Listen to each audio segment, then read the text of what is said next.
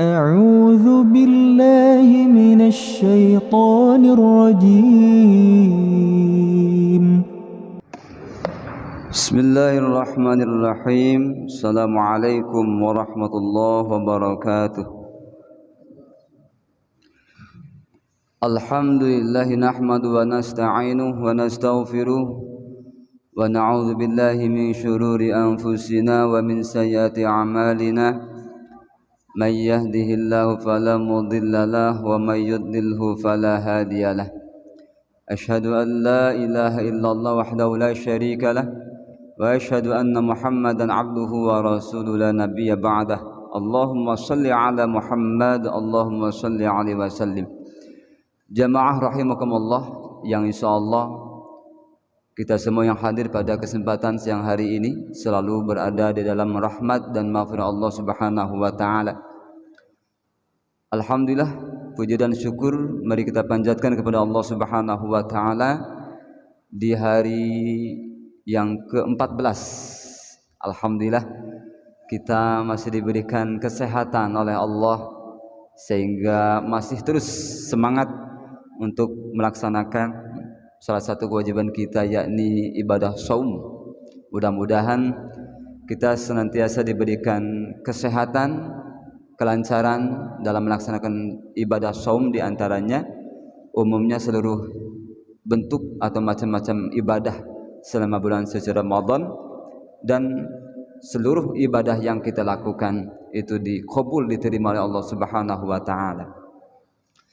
Jamaah rahimakumullah, pada kesempatan yang berbahagia ini insyaallah akan disampaikan atau kita bahas yakni 10 amalan sunnah yang biasa dilakukan oleh Rasulullah sallallahu alaihi wasallam, yang mungkin di antara mayoritas umat muslim jarang sekali mengetahui, atau beberapa poin saja dilakukan oleh mayoritas umat muslim dari 10 amalan ini. Apa saja 10 amalan sunnah yang biasa dilakukan oleh Rasulullah sallallahu alaihi wasallam selama bulan suci Ramadan? Yang pertama yakni bersahur. Insyaallah yang hadir semua di sini itu selalu bisa melakukan makan sahur. Sahur itu tidak identik dengan makan nasi. Dengan apapun yang kira-kira untuk menguatkan tubuh itu disebut dengan sahur. Berdasarkan hadis dari sahabat Abi Sa'id Al-Khudri riwayat Imam Ahmad, kemudian dari Anas bin Malik riwayat Al-Bukhari nomor hadis 1923. As-sahur akluhu barakatun fala tad'u walau ayyajra'a ahadukum jur'atan min ma'in. Sahur itu, makannya itu merupakan keberkahan, maka jangan ditinggalkan walaupun hanya dengan seteguk air. Bahasanya walau ayyajra'a jur'atan min ma'in, seteguk air, karena di dalamnya ada keberkahan, insyaallah. Bahkan bagi mereka yang mampu makan sahur atau bersahur, fa innallaha azza wa jalla wa malaikatahu yusalluna, Allah azza wa jalla dan para malaikatnya yusalluna, ya, mendoakan, yakni kepada mereka yang alal mustahirina, mereka yang melakukan sahur. Yang kedua, amalan sunnah yang harus senantiasa mampu dilakukan oleh segenap muslim adalah tadarus Al-Quran. Bahkan dianjurkan untuk menghatamkannya. Saya yakin di sini insyaallah sudah ada yang bisa menghatamkan 2 kali, 3 kali, 4 kali insyaallah. Sebagaimana hadis dari sahabat Ibnu Abbas, ya, riwayat Al-Bukhari nomor hadis 3220, wa kana Jibrilu yalqahu fi kulli lailatin min Ramadan fayudarisuhu al-Quran, yang setiap di malam bulan suci Ramadan malaikat Jibril ketika menjumpai Rasulullah fayudarisuh Al-Quran. Rasulullah senantiasa dalam kondisi membaca Al-Quran. Subhanallah. Yang ketiga, amalan sunnah yang senantiasa dicontohkan oleh Rasulullah sallallahu alaihi wasallam adalah bersedekah. Bersedekah jamaah rahimakumullah. Kana Nabi sallallahu alaihi wasallam ajwadan nas wa ajwadu ma yakunu fi Ramadan. Bahwasanya Rasulullah sallallahu alaihi wasallam itu manusia yang paling dermawan. Bahkan ketika masuk bulan suci Ramadan, kedermawanannya menjadi lebih hebat, lebih dahsyat. Mudah-mudahan ini bisa kita contoh, bisa kita implementasikan dalam melaksanakan ibadah shaum selama bulan suci Ramadan. Hadis dari Ibnu Abbas, riwayat Al-Bukhari, nomor hadis 3220. Kemudian jamaah rahimakumullah, yang keempat, memberi makanan kepada orang yang berbuka puasa. Sebetulnya tidak hanya makanan, apapun yang kira-kira bisa untuk berbuka puasa bagi saudara kita, bagi mereka yang sedang berpuasa, diberikan yakni sesuatu untuk buka puasa. Maka sebagaimana dalam kitab Syu'abil Iman, ya, kemudian dalam kitab Sunanul Kubra, mereka yang mampu memberikan takjil buka puasa, ya, maka mereka akan mendapatkan pahala orang yang berpuasa itu. La yanqusu min ajri shaim, tidak dikurangi sedikit pun.